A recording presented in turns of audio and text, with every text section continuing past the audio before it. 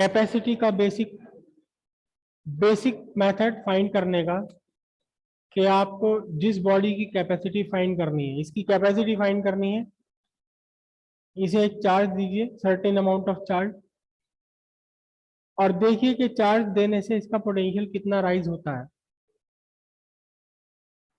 जितना आपने चार्ज दिया है उसे आप डिवाइड कर दें किससे, जितना इसका पोटेंशियल राइज हुआ है, तो आपको मिल जाएगी कैपेसिटी, इलेक्ट्रिकल कैपेसिटी। और यही तरीका है जो हम बार बार यूज करेंगे कई अलग अलग तरह के कैपेसिटर की कैपेसिटी फाइंड करने के लिए। तो छोटे छोटी सी बातें हैं, पहले जो मेन आपका पैरेलल प्लेट कैपेसिटर उसे बाद में करेंगे, पहले हम छोटी छोटी सी बात करते हैं। क्या capacity of A spherical body. एक बात याद रखिएगा कि जो कैपेसिटी है, इलेक्ट्रिकल कैपेसिटी है, it does not depend upon the material of body.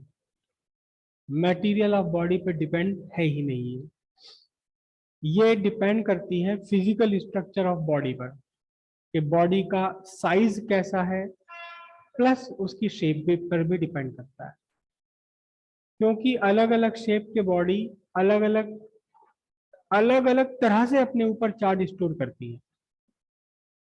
Spherical body है, उसको अगर आप चार्ज देंगे तो यूनिफॉर्मली डिस्ट्रीब्यूटेड हो जाएगा all over the surface of body. लेकिन अगर बॉडी स्फेरिकल नहीं है, एसिमेट्रिकल है, तो फिर अब इसके ऊपर चार्ज का डिस्ट्रीब्यूशन सिमेट्रिकल नहीं होता। तो बॉडी कैसे अपने ऊपर चार्ज होल्ड करती है डिपेंड करेगा उसके शेप पर, साइज पर भी मैटर करता है। सिंपल सी बात है, एक छोटी सी बॉडी है तो कम चार्ज अपने ऊपर, इसको थोड़ा सा चार्ज दोगे इसका पोटेंशियल ज्यादा राइज हो जाएगा। बड़ी बॉडी है, उसको ढेर सारा चार्ज देने पर भी पोटेंशियल कम राइज हो पाएगा, तो कैपेसिटी डिफरेंट हो जाएगी। तो मटेरियल ऑफ बॉडी पर कैपेसिटी बिल्कुल भी डिपेंड नहीं करती। रीजन क्या है इसका, क्यों डिपेंड नहीं करेगी? बिकॉज ये वर्क है जो आपने दिया किया है मटेरियल को, बॉडी को चार्ज देने के लिए, ये वर्क है। अगर आपने इस पेन को 1 कूलम चार्ज दिया और यही पेन अगर मेटल का हो तो इसे भी 1 कूलम चार्ज देने के लिए एग्जैक्टली सेम वही वर्क करना पड़ेगा आपको। ये आपका वर्क है, मटेरियल पर डिपेंड नहीं है। ये मटेरियल पर डिपेंड तब हो सकता था जब मटेरियल कोई वर्क करता, कोई इन्वॉल्वमेंट होता मटेरियल की किसी प्रॉपर्टी के अगेंस्ट वर्क करना। यहाँ ये वर्क एक्सटर्नल सोर्स ने किया है, एक्सटर्नल एजेंट ने किया है, मटेरियल ऑफ बॉडी से इसका कोई मतलब नहीं है। हाँ, ये तो हो सकता है कि कुछ मटेरियल ऐसे हैं जो अपने अंदर बहुत सारा चार्ज स्टोर करने के बाद भी उनका पोटेंशियल राइज ना हो। हालांकि ऐसा नॉर्मल कंडीशंस में नहीं होता, लेकिन स्पेशल केसेस क्रिएट किए जा सकते हैं, स्पेशल कंडीशंस क्रिएट की जा सकती हैं।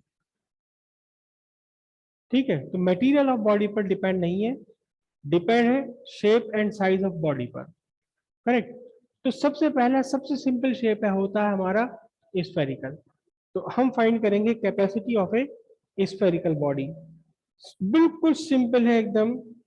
ये स्फेरिकल बॉडी है, इस छोटी सी डेरिवेशन में आपको डायग्राम बनाने की भी रिक्वायरमेंट नहीं है, डायग्राम बनाने की भी रिक्वायरमेंट नहीं है आपको। ये O इसका सेंटर है, R is the radius of the body. आपने इसे चार्ज दिया कितना, +Q। ये +Q आपने चार्ज दिया,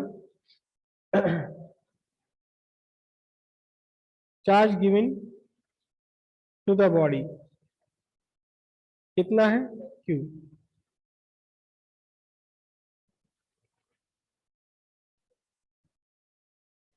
पोटेंशियल डेवलप्ड, कितना पोटेंशियल डेवलप हुआ?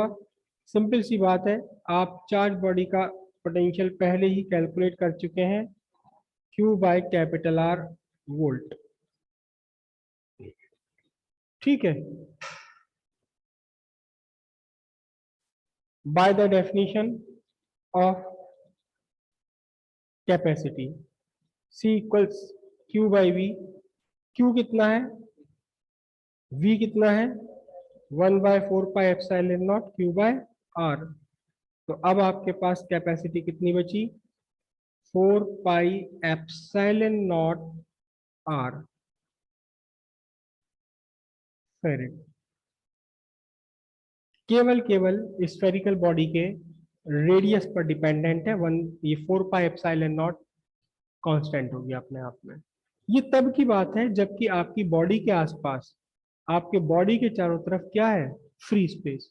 अगर बॉडी के चारों तरफ से फ्री स्पेस ना हो तो फिर यहाँ एप्सिलॉन नॉट के बजाय क्या आएगा, एप्सिलॉन आ जाएगा, अगर कोई मीडियम है तो। करेक्ट। तो सीधी सी बात है, स्फेरिकल बॉडी की कैपेसिटी केवल और केवल उसके रेडियस पर ही डिपेंड करती है। ठीक है, हम कैपेसिटी फाइंड करें अर्थ की। रेडियस ऑफ अर्थ कितना है, 6 × 10⁶ मीटर। ओके, तो कैपेसिटी 4πε0 × 6 × 10⁶, और ये पूरा कितना है, 1/9 × 10⁹ × 6 × 10⁶। कितना आंसर बचा, ये बचा आपका 2/3 × 10⁻³ तो कितना आंसर आएगा,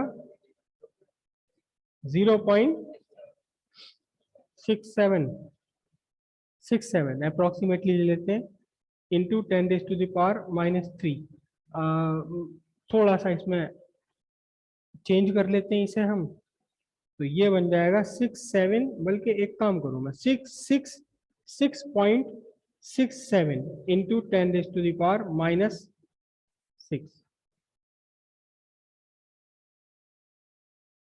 3 प्लेस घुमा दिया ना मैंने, 1 2 यहां था ना डेसिमल, 1 2 3 प्लेस घुमा दिया।